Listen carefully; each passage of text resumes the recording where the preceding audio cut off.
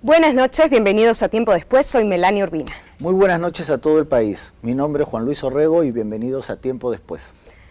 Todos hemos escuchado hablar alguna vez de derechos humanos y también sabemos que lamentablemente en nuestro país no siempre fueron respetados. Pero ¿realmente sabemos de qué se trata y cómo hacer para que sean respetados? Y hay que recordar que los derechos humanos tienen su origen en la Revolución Francesa, en el siglo de la Ilustración, en el siglo XVIII. Por lo tanto, estamos hablando de una conquista ya bastante antigua. En el programa de hoy, Derechos Humanos.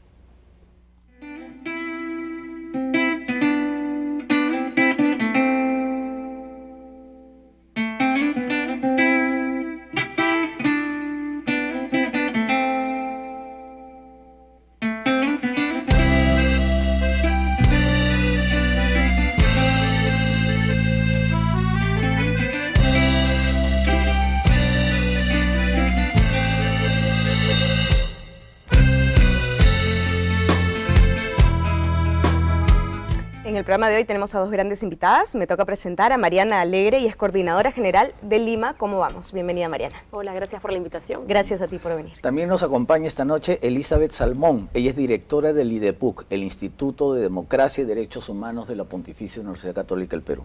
Hola. ¿Qué tal?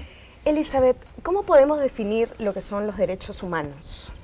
Bueno, yo creo que se trata principalmente de las características, de las condiciones que todo ser humano necesita para efectivamente poder desarrollar el máximo de sus potencialidades, tanto a nivel físico, como psíquico, como social, como educativo, las condiciones que nos hacen ser mejores personas, ser felices, creo yo, en última instancia, como dice la Constitución americana. Entonces, ¿cuáles son? Bueno, vamos a definirlo de una manera sencilla para entenderlo. Los derechos humanos, como se dijo antes, tienen un origen histórico muy antiguo. Lamentablemente, en nuestra sociedad a veces se identifican con el periodo de violencia, con lo que significa ser caviar, ¿no? Este término tan de moda, etcétera. Pero en realidad los derechos humanos tienen un origen histórico muy, muy anterior y están presentes en diferentes corrientes filosóficas, doctrinales, políticas.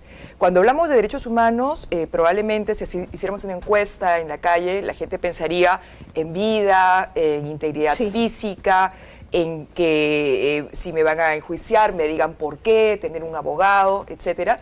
Pero lo interesante es que también hablamos de derechos humanos cuando hablamos, por ejemplo, de la salud, de la educación, del trabajo, del medio ambiente. Entonces yo creo que los derechos humanos en la actualidad tienen una complejidad enorme, no es solamente uno de los derechos, sino una complejidad enorme que además deben actuar de manera interdependiente para lograr su verdadera finalidad. Ahora, pero los derechos humanos están muy vinculados al liberalismo, lo que mucha gente no sabe, porque en los últimos tiempos hay ciertos sectores que identifican derechos humanos con izquierda, pero los derechos humanos existen antes de que naciera Marx, ¿no? John Locke, por ejemplo, ¿no? Los derechos naturales, ¿no? O sea, los hombres, el ser humano nace con derechos naturales, o sea, el derecho a la vida, el derecho a la libertad y el derecho a la propiedad, ¿no? O sea, desde ahí ya ese es el origen del liberalismo político, ¿no? Y como decíamos en la introducción, fue en la Revolución Francesa, el 4 de agosto de 1789, que se declararon los derechos del hombre y del ciudadano, ¿no? Que digamos es el punto de inicio formal de los derechos humanos. Elizabeth.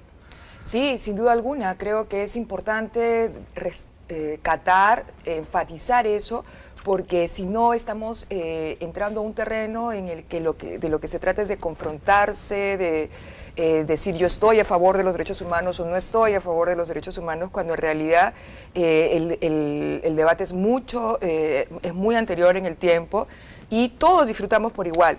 Lo que quería quizás señalar también con relación a esta introducción que tú has planteado es que si bien es cierto, inicialmente se hablaba de los derechos del hombre, ¿no? Hoy en día creo que a lo que asistimos es un proceso de especificación de los derechos humanos en que ya no solo se plantean los derechos humanos iguales para todos, sino que también los derechos atiendan a nuestras diferencias. Entonces no es lo mismo para mí hablar del derecho a la salud que para ti hablar del derecho a la salud. Probablemente yo necesite un tiempo para recuperarme después de un parto, etcétera. No es lo mismo hablar de los derechos humanos de una persona invidente, por ejemplo, en nuestra ciudad, claro, que de un joven deportista. O el tema, por ejemplo, de las poblaciones indígenas, que tantos problemas está trayendo actualmente en nuestro país a partir de la actividad minera, etcétera. Y creo que hoy en día asistimos a un proceso de especificación de los derechos humanos en que ya no nos contentamos con hablar de una categoría abstracta, igualita para todos, sino que por el contrario nos acercamos a las necesidades particulares de cada cual. Entonces, Mariana, si hablamos de derechos humanos, ¿podríamos estar hablando de oportunidades? ¿Que todos tengamos las mismas oportunidades? Se trata de pensar en un mínimo de alternativas y de opciones para que todos podamos desarrollar nuestra vida y, como decía Elizabeth al inicio, ser felices, ¿no? Y cada quien para eso necesita atenderse, por ejemplo, en salud o recibir una educación de calidad a un nivel equivalente para todos. No puede ser que un muchacho que está estudiando en una provincia, en Huancavelica, pues tenga una educación distinta a la que recibe un muchacho en Iquitos. Entonces todos tendremos que tener un mismo punto de partida con, por supuesto, esas diferencias, ¿no? Que van a apropiarse, en el caso de las poblaciones que tienen otra lengua, por ejemplo, en una educación intercultural bilingüe, o en el caso de contextos locales distintos, aprovechar precisamente esas particularidades que nos hacen lo que somos, personas distintas y diversas, ¿no? Pero entonces, lamentablemente, deberíamos decir que no se respetan los derechos humanos aquí en nuestro país. Es todo un proceso complejo, ¿no? Porque lo que hay a nivel internacional son diferentes tratados que obligan al Estado a cumplir determinadas condiciones y determinados derechos ampliados, si se quiere, y es un proceso progresivo en el caso de algunas de estas categorías de derechos. De un día para otro no necesariamente uno puede tener cobertura máxima educativa, por ejemplo, en todo el país, todos los niños, se está trabajando en ese camino. Sin embargo, es importante que desde la sociedad civil, desde los diferentes organismos, también por supuesto del Estado, haya una vigilancia, ¿no?, de estos procesos para que se cumplan esos tratados y se cumplan las metas propuestas. Pero, por ejemplo, en el caso de la educación, hemos avanzado en cobertura, pero no necesariamente en calidad. En calidad, exactamente. Entonces el Estado ahí tiene el principal instrumento de democratización de la población, dando educación de calidad, que ojalá sea una de las metas de nuestro país ahora en las puertas del Bicentenario, ¿no? Y eso es interesante. Nosotros desde Lima Cómo Vamos hicimos una encuesta el año pasado, como todos los años, en el caso específico para Lima, y precisamente la mayor demanda en términos de educación tiene que ver con mejor calidad educativa. Cobertura ya tenemos. Docentes. El problema de que si las escuelas están bien o están mal no es el problema de fondo. El problema son los profesores, la calidad educativa, y en el caso de salud, miren qué importante, el maltrato que los pacientes sienten por los prestadores del servicio. Claro, el hospital existe, la infraestructura, el equipamiento puede ser fantástico. El personal existe, pero el servicio... Claro, no solo se trata de que te lo den, sino de cómo te lo dan. Exacto, y es un asunto de dignidad finalmente, ¿no? Claro.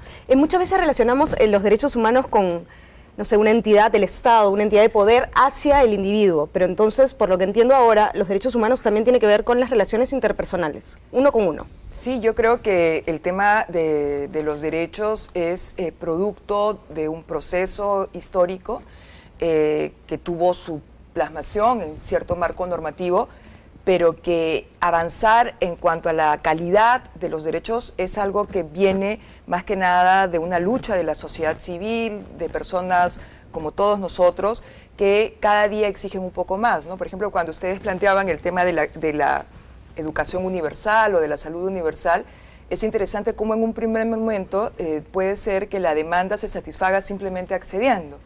Pero cuando uno accede al servicio, entonces lo que busca es calidad, de repente lo que busca es diversidad también, por ejemplo, en el caso de las madres en ciertas comunidades de los Andes que querían dar a luz de pie, porque esa era parte de su costumbre, y sin embargo en los centros de salud no les permitían esta posibilidad, y eso no significaba ningún costo adicional para el Estado, era simplemente el poder comprender la diversidad de cada apertura cual. de mente. Así es, y a partir de que esto se cambia, muchas más mujeres van a los centros de salud, ha disminuido la tasa de mortalidad infantil, también de las madres, un mejor servicio para todos. Entonces yo creo que los derechos humanos son un proceso, ¿no? Claro. En que cada vez la sociedad va recibiendo y va ejercitando también. Ahora, por mayores ejemplo, derechos. yo la primera vez que me enteré de esta palabrita derechos humanos fue cuando en los años 70 estudiaba en el colegio y teníamos un curso que se llamaba Educación Cívica, ¿no? Que era un curso menor. Que ya ¿no? lo han quitado, creo, ¿no? además, ¿no? Pero creo que ahora, Probablemente. ahora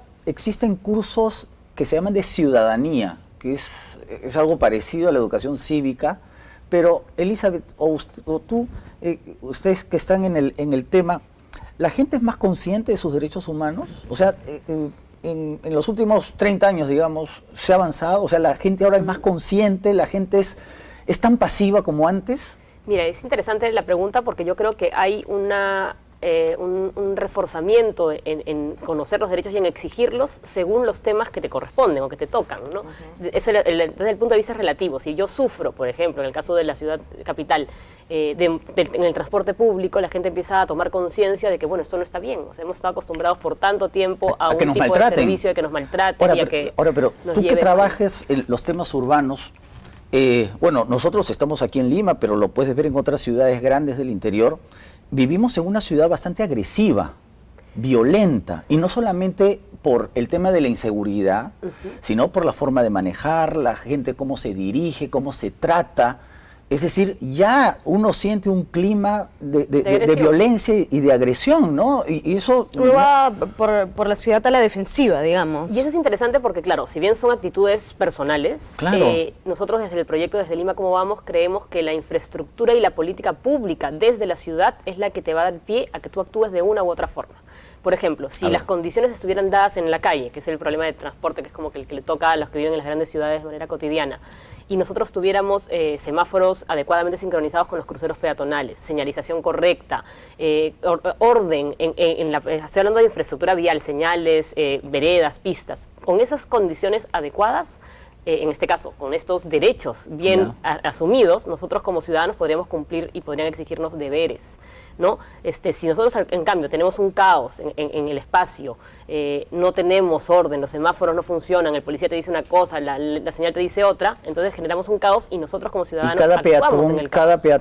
cada conductor hace lo que quiere, porque tiene que resolver su problema individual. Claro. En este caso, la ciudad, el entorno, no te ofrece las soluciones que debería ofrecerte. Esa es responsabilidad del Estado y, por supuesto, de los ciudadanos el cumplir en el marco de esta situación. Claro, porque correcta. lamentablemente si se ofrecieran todas estas cosas que nos dices, ¿funcionaríamos necesariamente? Mira, Tiene que haber un cambio de mentalidad. ¿Te acuerdas cuando salió en los periódicos, cuando se inauguró el bus metropolitano, que supuestamente era un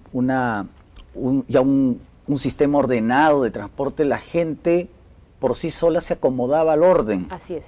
¿No? Así es. Y eso es interesante porque tú me dices, la gente cambia, bueno, sí, el mismo conductor que maneja pésimo se porta excelente en una iglesia o en un centro comercial, porque el entorno, el orden es distinto. Ahora, una cosa que es un ejemplo, ¿no? Para manifestar, por ejemplo, este tema con las personas con discapacidad. Los puentes peatonales, que son tan reclamados de que no se usan. Nosotros tenemos la visión más bien de que los puentes peatonales son una barrera para el ciudadano, que es el más vulnerable, para el que camina. Y el ejemplo más claro de eso es el puente peatonal que está ubicado en el caso de Lima, en la avenida Brasil, frente al Hospital del Niño. Es decir, el sistema le pide a un niño enfermo, probablemente en silla de ruedas de repente, que use un puente peatonal para que un carro que tiene más fuerza, que tiene un motor, que es una máquina, finalmente no se detenga. Entonces esas son las paradojas que nos da este sistema. Claro, una persona en muletas, en silla de ruedas, no puede usar ese puente peatonal cuando quiere ir al hospital, va por el camino hacia abajo, se genera un accidente, ¿y de quién es la culpa? Desde mi punto de vista, desde el punto de vista de Lima Cómo Vamos, de la ciudad. Para los periódicos, probablemente sea el peatón imprudente que se mete por abajo. Claro, ser ciclista en Lima es una temeridad. Así es. A la gente le dicen, vete al trabajo en bicicleta. Claro, suena bonito decirlo, pero no hay existen las condiciones. para poder ni en hacerlo de una Lima, manera ni segura. en el Cusco, ni en Arequipa, ni en Trujillo, ni en Chiclayo. Claro, bueno, tenemos que irnos a un primer corte, pero ya regresamos.